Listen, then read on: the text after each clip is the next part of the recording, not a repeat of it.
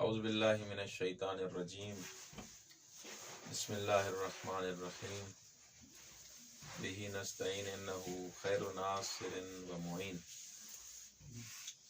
وصلی اللہ علی سیدنا و نبینا ابی القاسم محمد وعلی آلہ الطیبین الطاہرین المعصومین لا سیما بقیت اللہ فی الارضین روحی و ارواح العالمین لتراب مقتمہ الفدا۔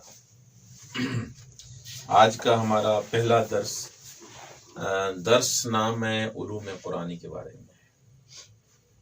درس نام ہے علوم قرآنی، اس کتاب کے مصنف ہیں آغا حسین جوان آراستے۔ حسین جوان آراستے۔ یہ کتاب جامعۃ المصطفیٰ العالمیہ میں پڑھائی جاتی ہے اور اس کتاب نے حوزے میں کتاب سال کا بھی انعام لیا تھا، یعنی وہ کتاب جو سال میں بہترین کتابیں جو لکھی جاتی ہیں تو جو لکھی جاتی ہیں اس میں ایک ایوارڈ دیتے ہیں اس ایک کتاب کو کہ مثلا یہ کتاب سب سے بہتر ہے۔ اس کتاب نے وہ ایوارڈ بھی لیا تھا۔ یہ کتاب علوم قرآن کے بارے میں ہے، جیسے کہ اس کے نام سے ہی پیدا ہے، ظاہر ہے درس نام ہے علوم قرآنی۔ یہ علوم قرآنی کے حساب سے کتاب لکھی گئی ہے۔ اچھا، اس میں اس کتاب کا جو طریقہ کار ہے وہ بخش کا ہے، یعنی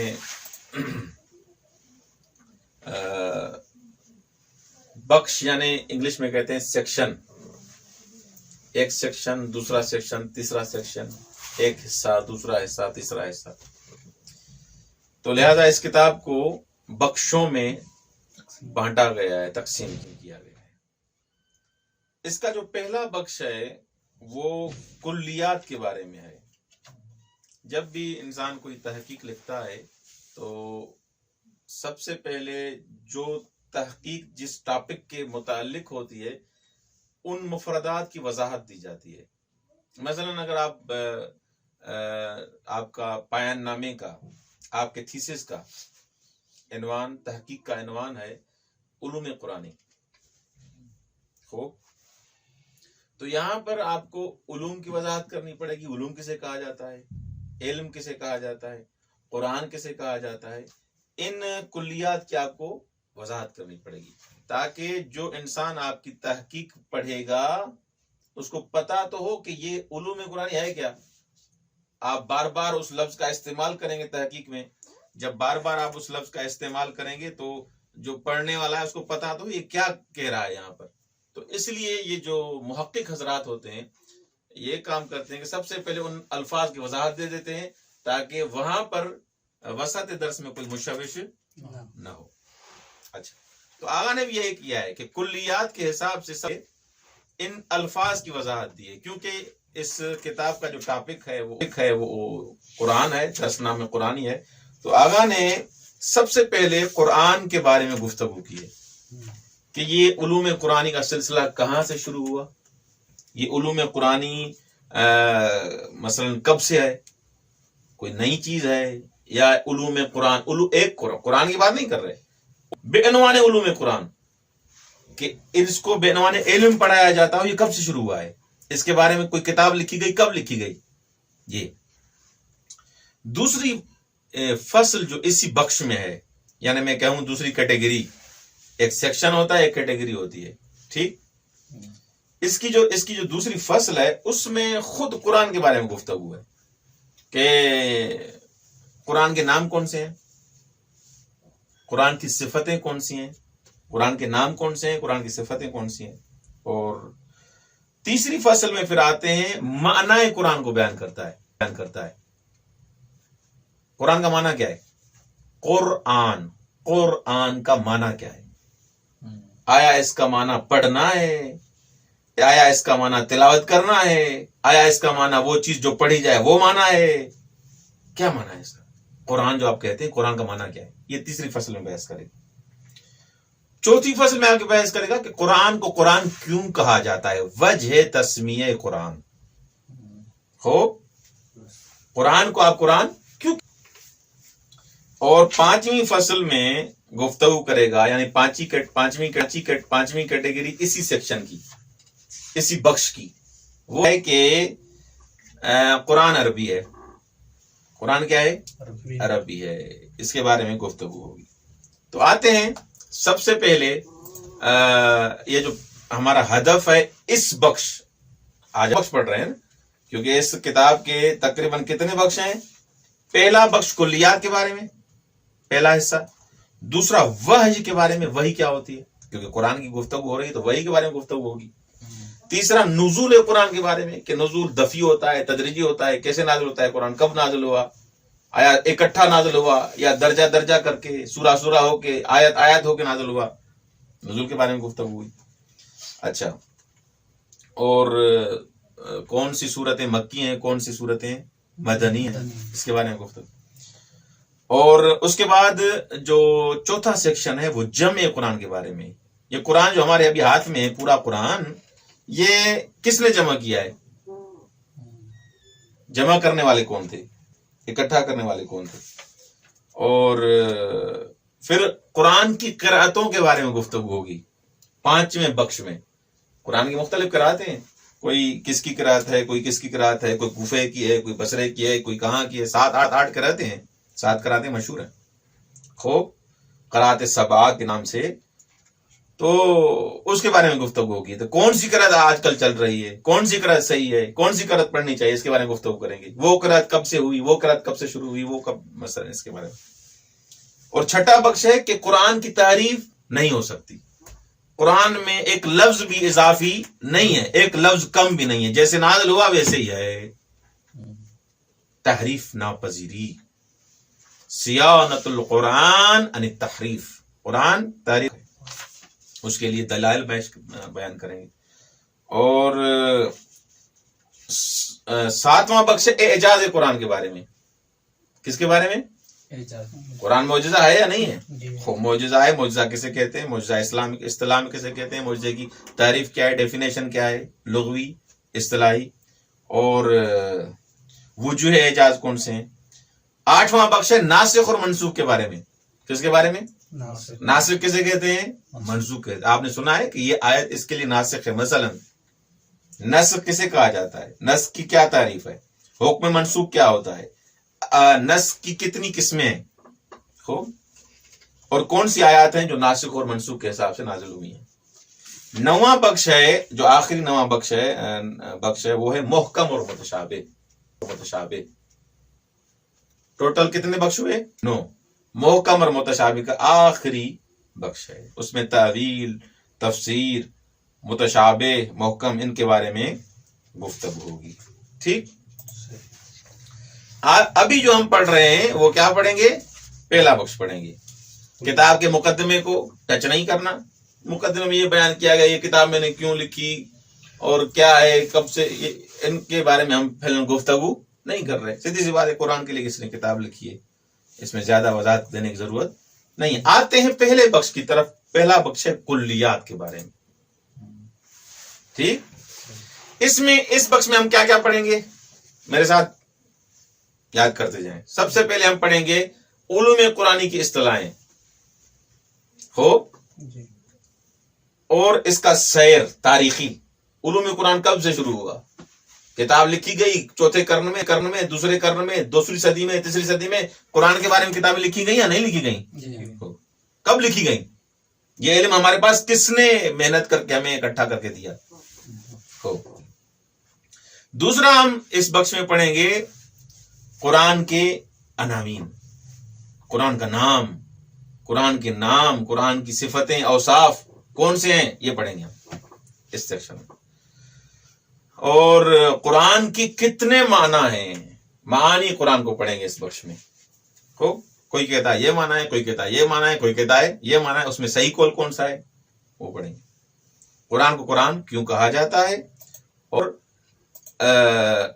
بہرحال اس کے بارے میں یہ جو پورا بخش آمادہ کیا گیا ہے اس کا منبع کون سا ہے، کہاں سے آپ ہمیں بتائیں گے چیزیں. اس کے لیے بہت ساری کتابیں ہیں. البرہان فی علوم القرآن، موجز علوم القرآن، مناحل العرفان، اس کے علاوہ سیر نگارش ہے علوم قرآن، ایک مقالہ ہے سیر تاریخی تفسیر علوم قرآن. یہ ان کتابوں ساروں سے لے کر ہم نے یہ کتاب لکھی ہے. یہ درس بھی ہم وہاں سے دے رہے ہیں. ایسے نہ کہیں کہ ہوائی باتیں ہماری، نہیں، ان کتابوں میں سارا سب کچھ موجود ہے. آغا ہادی معرفت، مناہل العرفان، آغا علامہ طباطبائی، بزرگان کی کتابیں لکھی ہوئی علوم قرآن میں، آپ ان کی طرف رجوع کر سکتے ہیں. یہ ساری باتیں ہماری وہاں موجود ہیں. درست؟ اچھا، بس اس بخش میں ہم یہ پڑھیں گے جو چیزیں آپ کو بتائیں. آتے ہیں پہلی فصل کی طرف. اس بخش کی پہلی فصل اور پہلی کیٹیگری آرام سے کتاب میں وارد ہو رہے ہیں. سب سے پہلے ہم نے کیا کہا کہ علوم قرآن کے بارے میں پڑھیں گے کہ ان کا تاریخی سیر کیا ہے، یہ کہاں سلسلہ چلا. اچھا، اگر علوم قرآنی آپ کے محضر میں بیان کروں کہ علوم قرآنی یعنی ایسا مجموعہ، علوم قرآنی ایسے مجموعے کو کہتے ہیں جس کے بارے میں، جس مجموعے میں، جس علم میں قرآن کے عوارض، قرآن کے فہم، قرآن کے درک کے بارے میں گفتگو کی جائے. یعنی آغا نے جو تعریف کی، علومی ہستن کے دربار حالت و عوارض ذاتی و اختصاصی قرآن کریم بحث کر دے وہ موضوع در تمام یانہا قرآن ہے. ایسے علوم ہیں جن میں ایسے عوارض کے بارے میں گفتگو کی جاتی ہے جو مختص ہیں کس کے ساتھ؟ قرآن کریم کے ساتھ. اور ان سب چیزوں کا کیا موضوع ہے؟ قرآن کریم ہے. واضح ہو گیا؟ بس علوم قرآن یعنی ایسے علوم جن میں قرآن کے بارے میں گفتگو کی جائے. واضح ہو گیا؟ اچھا، دوسرا سوال آرام سے توجہ کرتے جائیں. دوسرا سوال یہ ہے کہ خلفاء میں سب سے زیادہ قرآن کے بارے میں کس نے روایتیں کی ہیں؟ خلفاء میں سب سے زیادہ کس نے روایات نقل کی ہیں؟ جواب ہے مولا علی ابن ابی طالب علیہ السلام. اگر سوال آئے تو خلفاء میں سب سے زیادہ جس نے قرآنی روایات نقل کی ہیں وہ کون ہے؟ مولا علی. یہ کس کا عقیدہ ہے؟ جو بھی علوم قرآن کے دانش مند ہیں، جو بھی علوم قرآن کے بارے میں معرفت رکھتے ہیں، سب کا عقیدہ یہ ہے کہ علوم قرآن کیا ہے، سب سے زیادہ کس نے نقل کیا ہے ہمارے لیے؟ مولا علی بن ابی طالب علیہ السلام. حتی ابن عباس جس کو مفسر قرآن کہا جاتا ہے، اس نے بھی مولا علی سے کافی مطالب سیکھے ہیں، ابن عباس نے بھی. اچھا، وہ افراد جنہوں نے علوم قرآن کو کی تفسیر کے بارے میں، قرات کے بارے میں اور ان چیزوں سے ہمیں آگاہ کیا ہے، وہ کون ہے؟ عبداللہ بن عباس، عبداللہ بن مسعود، ابی بن کعب.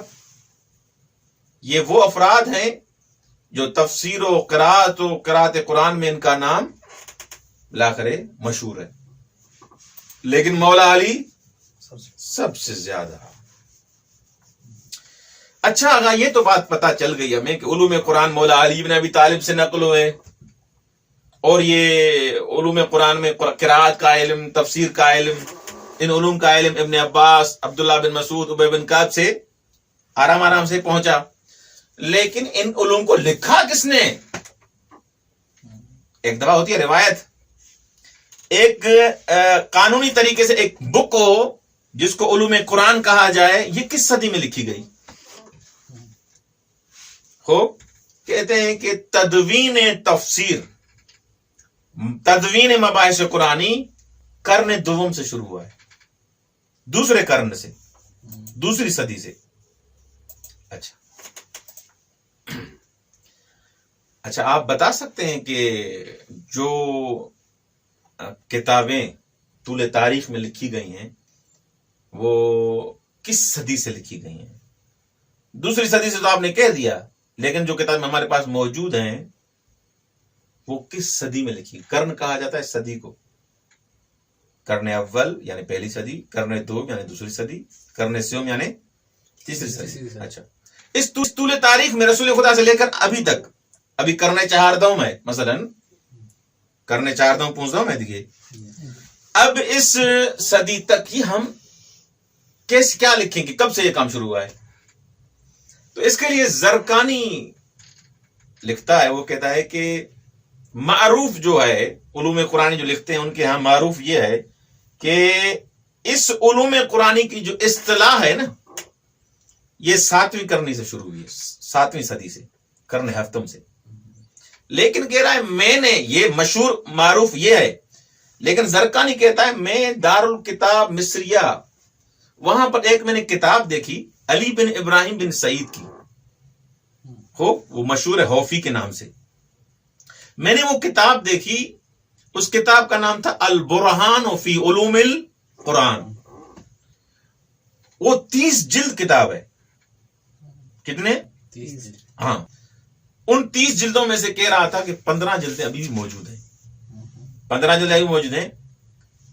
تو وہ کہہ رہا ہے کہ مشہور یہ ہے کہ 7ویں قرن سے اصطلاح شروع ہوئی، یہ سلسلہ شروع ہوا، لیکن میری تحقیق کے حساب سے زرقانی کہتا ہے 5ویں قرن سے، یعنی 5ویں صدی سے یہ سلسلہ شروع ہو گیا تھا. کیوں؟ کیونکہ حوفی جس نے 30 جلد قرآن کے بارے میں کتاب لکھی ہے، اس کی وفات 430 ہجری قمری میں آئی. کب ہے اس کی؟ 400 ہجری، 430 ہجری قمری، یعنی 5ویں صدی. تو آپ کیسے کہہ سکتے ہیں 7ویں صدی سے شروع ہوا؟ 30 جلدیں جب ایک صدی میں لکھی گئی تو یعنی کام شروع ہو گیا نا. اس میں سے 15 موجود ہیں ابھی تک. اچھا، ابھی یہ تو آپ نے بتایا کہ ماشاءاللہ کب سے شروع ہوا سلسلہ، یہ وہ. ابھی آپ آج کل ہمارے ہاں قرآن کے حساب سے، علوم قرآن کے حساب سے، تفسیر نہیں، علوم قرآن کے حساب سے، قرآن کے حساب سے کوئی آپ کا ذخیرہ موجود ہے؟ ہاں موجود ہے. عظیم زرقانی، ان کی کتاب ہے مناہل العرفان فی علوم القرآن. دوسرے ہیں دکتر صبحی صالح، ان کی کتاب ہے مباحث فی علوم القرآن. سید محمد باقر حجتی، ان کی کتاب ہے پژوہشی در تاریخ قرآن کریم. آیت اللہ خوئی نور اللہ مرکزہ البیان فی تفسیر القرآن. علامہ طباطبائی قرآن در اسلام، قرآن در اسلام، تفسیر المیزان کی بات نہیں کر رہا میں، جنہوں نے قرآن کے بارے میں گفتگو کی ہے، علوم قرآن کے بارے میں، علوم قرآن کے بارے میں. تفسیر اور علوم قرآن میں فرق ہے، یہ ذہن میں رکھیے گا. یہ دیکھیں، یہ علوم قرآن کے بارے میں کتاب ہے، ٹھیک. قرآن مہر، تفسیر نمونہ، تفسیر میزان، یہ کتابیں کس کے بارے میں؟ تفسیر کے بارے میں. یہ آگے جا کے یہ بھی بیان کریں گے تفسیر اور علوم قرآن میں فرق، تفسیر اور علوم قرآن میں فرق بھی ہے. ایسا کہہ سکتے ہیں کہ علوم قرآن کا ایک حصہ تو، لیکن علوم قرآن ایک الگ اصطلاح ہے جس میں خود اصطلاحات قرآنی کو بیان کیا جاتا ہے. محکم کسے کہا جاتا ہے، قرآن کسے کہا جاتا ہے، متشابہ کسے کہا جاتا ہے، قرآن کب سے شروع ہوا، قرآن کا کو جمع کس نے کیا، مثلا یہ چیزیں جس علم میں ہوں اس کو علوم قرآنی کہا جاتا ہے. تفسیر میں آپ قرآن کی آیات کو وضاحت دیتے ہیں، اس کا شان نزول کیا ہے، یہ آیت کب نازل ہوئی، اس کی وضاحت کیا ہے. درست. آیاتی معرفت کی ایک مشہور کتاب ہے، میرے خیال میں 20 جلدوں سے زیادہ کتاب مفصل ہے، التمہید فی علوم القرآن. ان کی گزشتہ جو آزمون تھے کتاب پڑھائی جاتی تھی علوم قرآنی ہادی معرفت کے نام سے. اچھا، تو بس پہلے قرن میں آتے ہیں، سیر کریں، تھوڑا میرے ساتھ سفر کریں. ابھی پہلے قرن میں 89 ہجری قمری میں نسبت کی طرف اس کا نام ہے یحییٰ بن یعمر. یحییٰ بن یعمر. دوسرے قرن میں عبداللہ بن عامر یحسبی، عطا بن ابی مسلم میسرۃ الخراسانی، ابان بن تغلب. یہ 141، 135، 118، 110. یہ کون سی صدی ہو گئی؟ دوسری صدی. محمد بن صاحب کلبی 146، حسین بن واقدی مروزی 151، خلیل بن احمد 170. یہ سب کیا ہیں؟ دوسری صدی کے علوم قرآن کے لکھنے والے. تیسری صدی یحییٰ بن زیاد جو معروف ہیں فرا کے نام سے، جن کی وفات 207 ہجری قمری میں ہے، جنہوں نے کتاب لکھی تھی معانی القرآن، القرآن، اور بھی کافی اس کی کتابیں ہیں۔ ایک ہے محمد بن جنید، محمد بن جنید، اس نے کون سی کتاب لکھی تھی؟ دوسری صدی میں، تیسری صدی میں، صاحب امثال القرآن، امثال القرآن کے نام سے۔ اور مسعود عیاشی، جس کی ایک مشہور تفسیر بھی ہے، تفسیر عیاشی، یہ کس کا صدی کے ہیں آغا عیاشی؟ تیسری صدی، 224 ہجری قمری میں ان کی وفات ہے۔ خوب۔ اور قاسم بن سلام جو مؤلف ہیں الناسخ والمنسوخ، اچھا تیسری صدی ہو گئی۔ چوتھی صدی کی طرف چلیں۔ چوتھی صدی میں ایک ہیں ہمارے عزیز، کیا نام ہے ان کا؟ محمد بن یزید واسطی، محمد بن یزید واسطی تھے۔ یہ وفات ہے ان کی 306 ہجری، ہنس رہے 306 ہجری، اور یا مثلا 309۔ انہوں نے کتاب لکھی تھی اعجاز قرآن کے نام سے۔ ایک ہے ابو علی کوفی، ہاں انہوں نے کتاب لکھی تھی فضائل القرآن۔ ایک ہے اغا طبری، سنا ہے نا نام، جن کی تفسیر ہے تفسیر طبری، تاریخ طبری۔ قاسم انباری، واہ انباری، یہ ان کی وفات ہے 328 ہجری قمری۔ انہوں نے کتاب لکھی ہے عجائب علوم القرآن، عجائب علوم القرآن۔ سید شریف رضی، ہاں آغا رضی، سید رضی، جنہوں نے نہج البلاغہ، انہوں نے کتاب لکھی کون سی؟ تلخیص البیان فی مجازات القرآن۔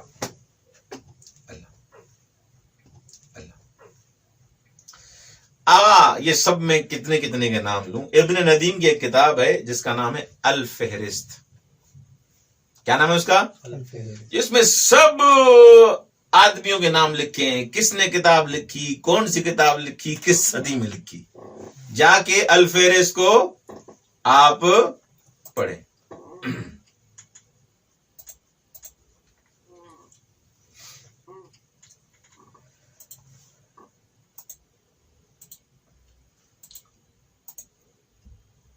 اچھا اب آتے ہیں اوصاف قرآن کی طرف۔ کس کی طرف؟ اوصاف قرآن، ٹھیک۔ کس کی طرف آتے ہیں ابھی؟ قرآن کے بارے میں پتا چل گیا کیسے ہم تک یہ سارا سلسلہ پہنچا ہے، کتنی زحمتیں ہوئی ہیں، ٹھیک۔ اوصاف قرآن کہتے ہیں کہ اگر ہر کسی کا اپنا سلیقہ ہے، اور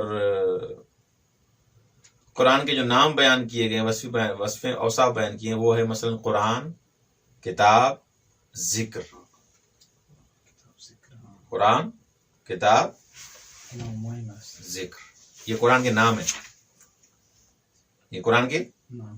اچھا سب سے پہلی جو صفت ہے وہ ہے مجید۔ کیا ہے؟ مجید، والقرآن المجید۔ مجید یعنی باشکوہ، باعظمت، درست۔ ایک صفت ہے کریم، انہ لقرآن کریم، قرآن ارجمند۔ ایک صفت ہے حکیم، یاسین والقرآن ایک صفت ہے عظیم، وَلَقَدْ آتَ سَبْعًا مِّنَ الْمَثَانِي وَالْقُرْآنَ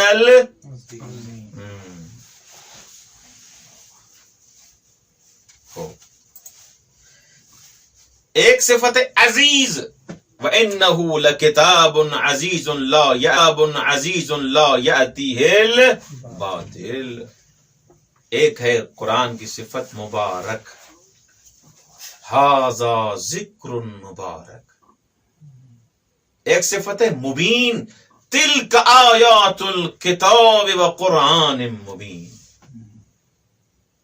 ایک صفت ہے متشابہ، اللہ نزل احسن الحدیث کتابا متشابہ.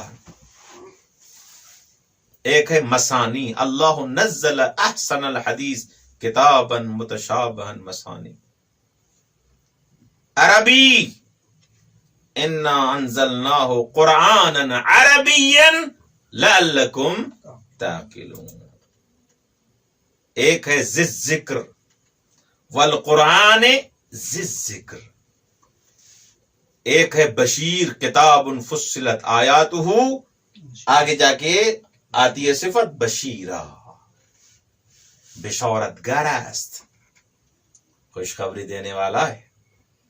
نذیر ہے، فقط بشیر بھی نہیں، ڈرانے والا بھی ہے، ہوشدار دہندے ہم است. آغا کتاب فصلت آیاتہ بشیرا و نذیرا.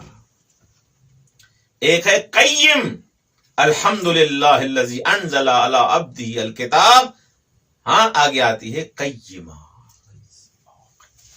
درست، کتاب راست و درست. خوب آگا، یہ تھے قرآن کے اوصاف جو ہم نے قرآن کی آیتوں سے بیان کیے. اپنی طرف سے یہ اوصاف ہم نے بیان نہیں کیے، خدا نے خود قرآن میں بیان کیے ہیں. ہاں، قرآن کا معنی کیا ہے؟ توجہ، قرآن کا معنی کیا ہے؟ قرآن جو کہتے ہیں، قرآن کا معنی کیا ہے سائیں؟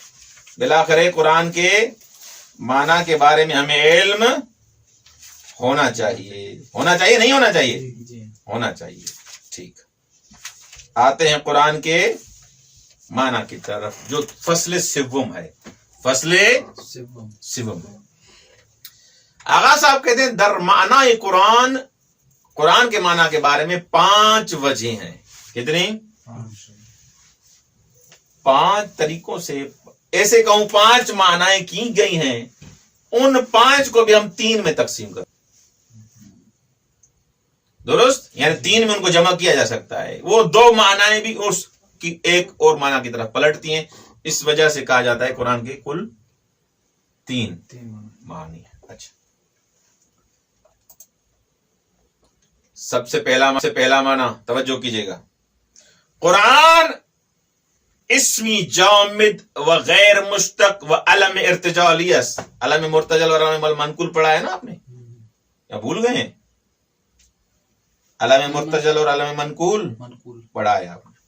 کہہ رہے قرآن کیا ہے؟ اس میں ہاں جامد ہے، مشتق نہیں کہ پہلے کوئی لفظ ہو اس سے نکالا گیا ہو، اسے مشتق کہا جاتا ہے. نہیں، یہ جامد ہے. جامد یعنی اس سے پہلے کوئی لفظ تھا ہی نہیں.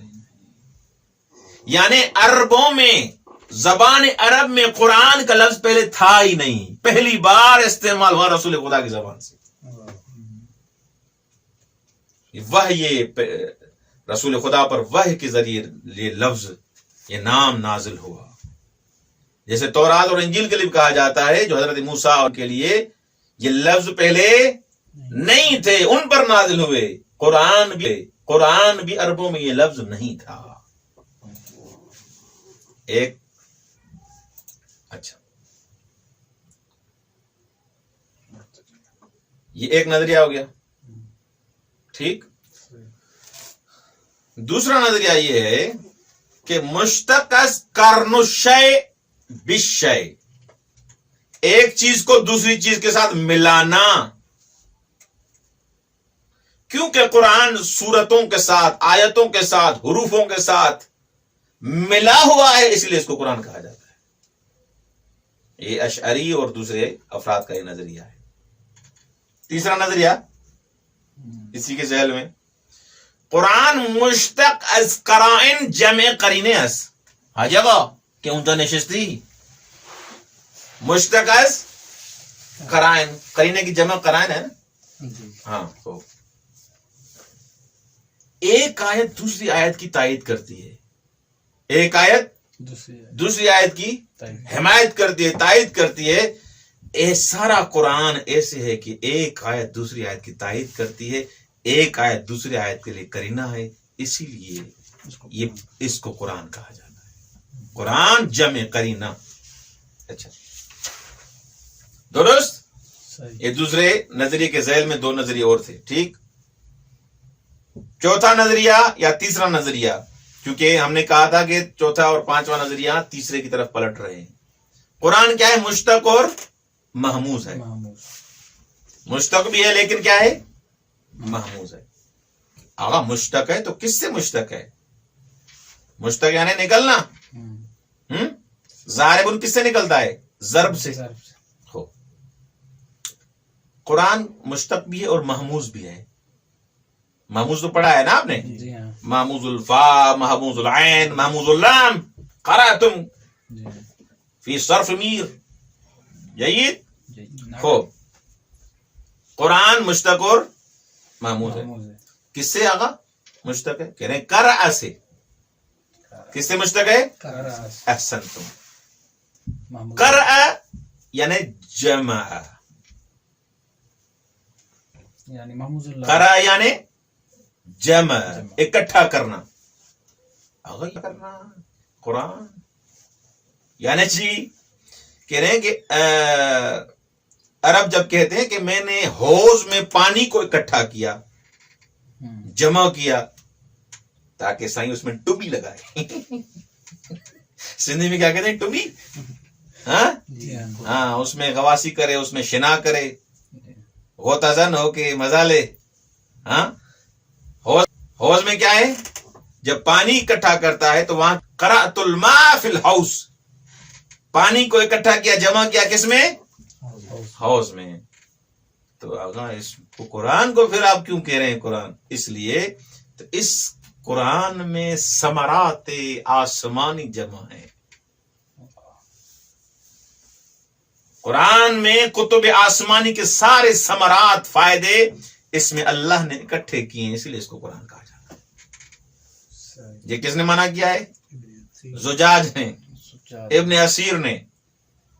ہر کسی منع کرنے والا ہے، کوئی ایسے تھوڑی ہے بیٹھے ہوئے ہیں. ایک کہتے ہیں کہ یہ قرآن کس کے وزن پر ہے؟ رجحان ان کے وزن پر ہے، غفران ان کے وزن پر ہے، اور مادہ قرأ سے ہے.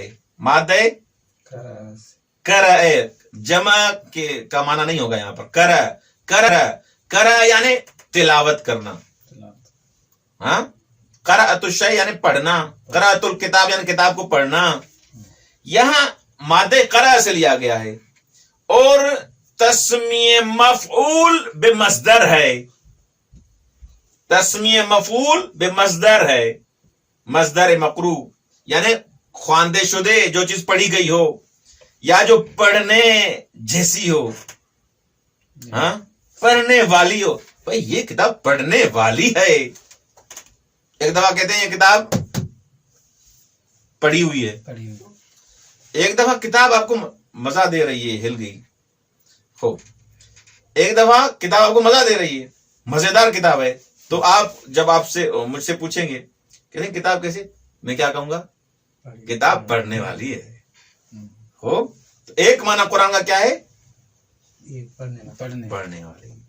قرآن یعنی پڑھی ہوئی ہو. تو اس حساب سے ایک معنی یہ ہو گیا. یہ 5 قول ہو گئے قرآن کے. کون سا نظریہ قوی ہے؟ کوئی زجاج آ گیا، کوئی ابن اسیر آ گیا، کوئی کیا آ گیا.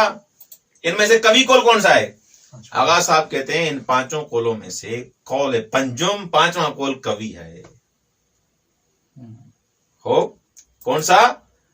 قرآن یعنی قرآن کس سے لیا گیا؟ قرأ یعنی جس کی تلاوت کی جائے، پڑھا ہوا. قرآن یعنی پڑھا ہوا.